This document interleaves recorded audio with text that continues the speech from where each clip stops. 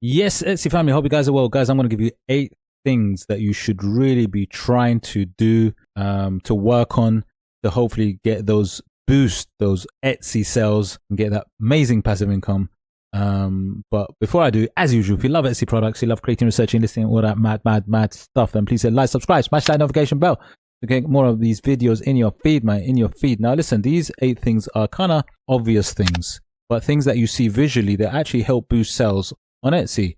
And you know, when customers actually come across on any page when they're searching for something, these are the things that are going to help to sell and boost the sales of your product. And I'm going to go through the 8 right now. It's quite simple, quite obvious, but it's also very good to remember so you can be working on these. Now, first of all, when I scroll down, remember there are thousands and thousands and thousands of listings. And when someone actually scrolls and they're looking, these 8 things really do count and they are very important just to remember. So hopefully you can work towards them, especially as a newbie. Now, look, one of them, obviously the main thing is the biggest amount of space taken for you to utilize in terms of the real estate for your listing is obviously the listing image. It is massive amount of space you have in comparison to everything else for your listing. This is the biggest space, the biggest amount of influence that you can use to help boost your sales. So the quality of your listing images and video have to be amazing. You have to really spend that time, focus that time on giving it onto the listing images, because that is what's going to help convert your listings massively. And it's so underrated. People seem to do the listing, they put the designs, upload everything, and literally rush the listing images and video. And I can't believe why they do it. It's just unbelievable, right? Don't get careless with this. Don't do this in a rush. Take your time, look at good competitors around you, see what they're doing, and try to do something. When you see the ones that are selling really well, try to do something that is even better than that. Obviously, look at what they do and you know that they're selling. So obviously work on it, but really try and boost and work on, get those listing images looking nice. Now, the other thing you need to remember is when you do hover across listing images, you know that firstly, that the ones with videos, you can see that they'll actually play. So it's so important to make sure that you have a video, whether it be a slideshow, whatever it is, so that the potential customer can literally quickly see what it is that you're selling and obviously increase the chance of getting the sale. And videos do that. Even Etsy tells you that videos on a video listing helps increase sales for your listing, and it's a fact. The other thing as well is use all the listing images slots, use everything so that when they do click into your listing, they can obviously see all the other listing images, which is vitally important too. Now, so that is number 1 in terms of like things that you really must do to make sure that you get those sales. The other thing that's vitally important, and remember, I'm looking at everything that's on here. So putting the name aside, right? The other things that are there. So the other things I want to be talking about is obviously, look, bestseller, right? Obviously, it will take a bit of time to become a bestseller in a particular niche, but you should be working on building those sales, because the tag bestseller is clearly something that the Etsy algorithm is going to be pushing. So they'll be pushing this to the customers or the customers that are looking for something like this. Because remember, Etsy kind of pushes your listings to what's relevant, right? To what's a match for a potential customer, and they'll push this. Now, adding that badge, if you like, bestseller badge, is massively important, because it's almost like it's a seal of approval, right, from Etsy to say that this is actually a really good seller. So it's actually proof that it's a good listing. So this, having a bestseller badge, massively helps you sell on Etsy. Now, obviously, there are other ones like Etsy's Pick. There's something like Popular Now.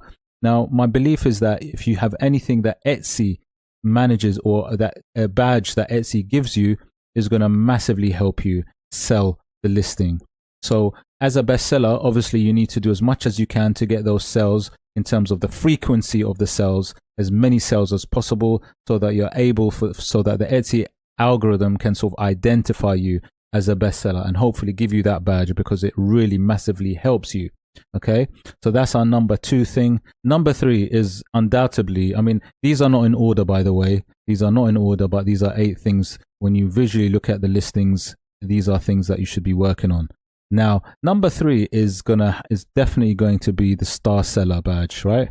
They've got all these star seller badges in that sort of purple with a star, and you know, visually you see this straight away. So obviously you know what they are. Most people that buy things on Etsy understand this. they see this and know that. And most people are going to be going to the star sellers, right? So when you click on, let's say this one, you see that's a star seller. You might even go into the store and look, the badge is there. Even when you go into the listing, which is fantastic. You've even got it written down here where it says star seller. The seller consistently earned 5-star reviews, dispatched on time, replied quickly to any messages they received.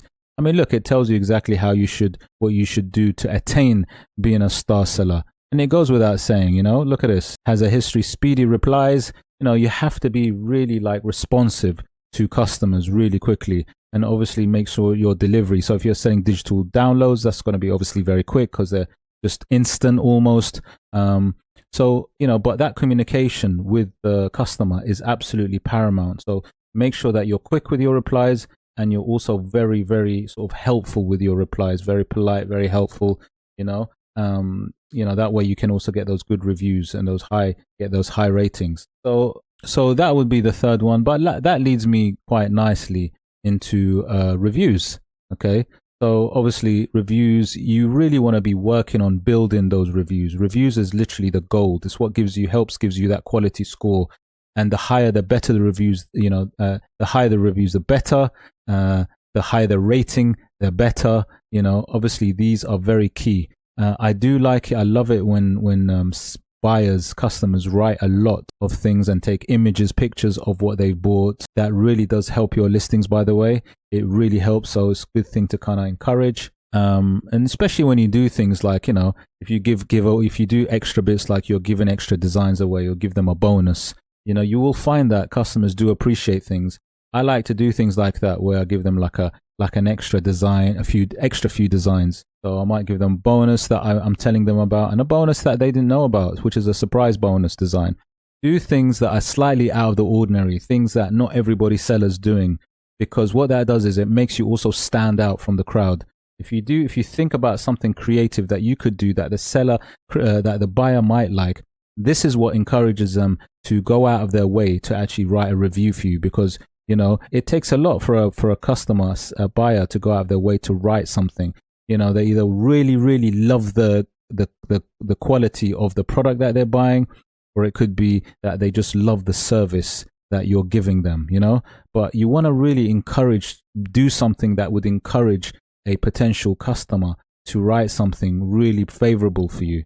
And that's what you need to do. You got to think about it creatively. But just going back to the listing, what's really key is when you look and see, this plays a really big part in terms of like making a decision for a potential customer.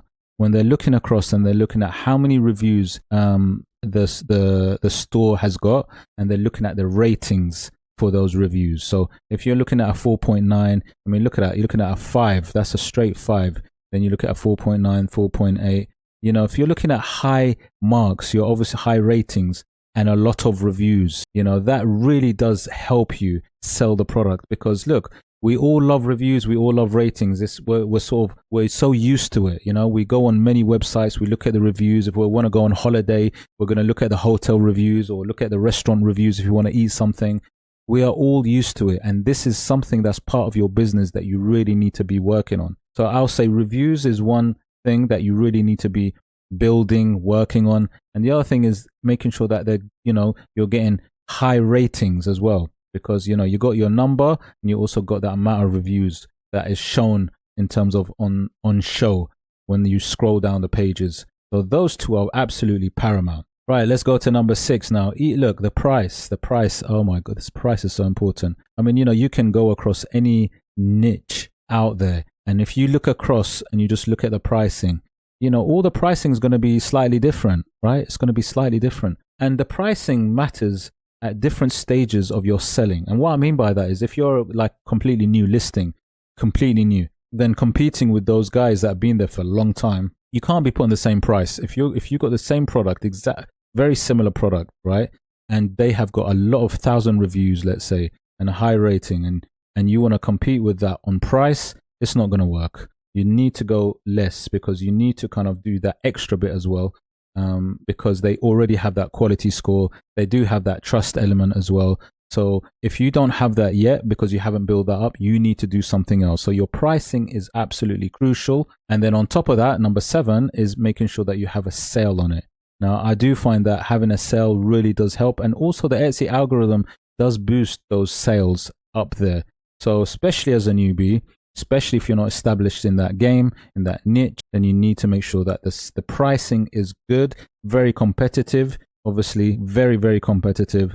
And also you have a good sale on it as well. It's absolutely critical to do this, guys. Okay, and the last thing that I would say, obviously there are so many other things that you could be working on, but I'm just doing the things that are visually there right now when you actually scroll down the pages, which are, like I said, the listing images video, you got your rating, reviews, you got your star seller, you got your price and your sell price there. And then finally, probably the last one, the 8th one, is going to be the name. Now, to get that repeat custom, to get those more sales, it's actually important. And especially when a customer doesn't know you that well. Sometimes a customer like starts to buy from you and over time they just keep coming back to you. But especially at the beginning, if you want to like get those sales, you want to have a name that resonates. The name of your store needs to be something that is memorable. I would say that is linked to the niche or branding, connected in terms of branding, but something that is easy to remember, something that, you know, a customer that's bought from you before would want to come back and buy again. So possibly something catchy. It doesn't have to be, but I would say definitely memorable. Something connected to what you sell as well would be also a good thing. Because like I said, it's going to be shown on the front right there. It's going to just be visually there. So, it just kind of helps for people to remember you and to get those extra sales. So yeah, those are my 8 things that you should really be kind of doing, working on, improving, to help you get those extra sales, guys. Hope you liked the video. If you did like the video, please hit a like, subscribe, smash that notification bell to get more of my videos in your feed, man. In your feed. Take care. Yeah.